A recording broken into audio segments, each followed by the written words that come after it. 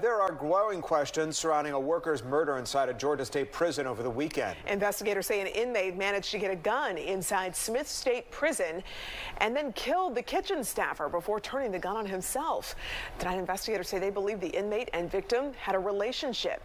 Fox 5's Rob D'Arienzo has been digging into the details of this very alarming story. Rob? Yeah, and the biggest concern tonight is people really aren't sure about how that inmate managed to get his hands on a gun behind bars at one of the state's maximum security prisons and then use it.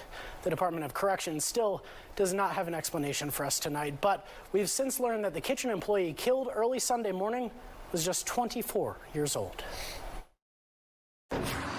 The Georgia Department of Corrections says inmate J. Dracus Hart shot the Aramark food service worker inside Smith State Prison in southeast Georgia early Sunday morning. She's been identified as 24-year-old Orion Grace. The prison says Hart then turned the gun on himself. That, to me, is shocking to the conscience, and I hope that this is a wake-up call for the Georgia Department of Corrections. Joshua Schiffer has practiced criminal law in Georgia for 2 decades. He says this incident demonstrates a complete failure by the Department of Corrections leaders. This institution, Smith, is a notorious institution because it's a high-security institution dealing with some of Georgia's most dangerous and threatening inmates. Back in October, investigators say an inmate there shanked 42-year-old guard Robert Clark to death from behind.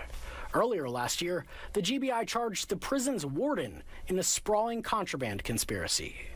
Hart was serving time for voluntary manslaughter and aggravated battery from a 2015 case out of Carroll County.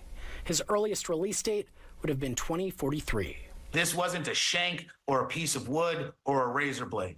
This was a firearm with ammunition, and everybody needs to realize how dangerous this situation was and how indefensible this death is. The entire state correctional system has been under a years-long federal investigation into allegations of civil rights abuses. The state legislature just formed a committee to review it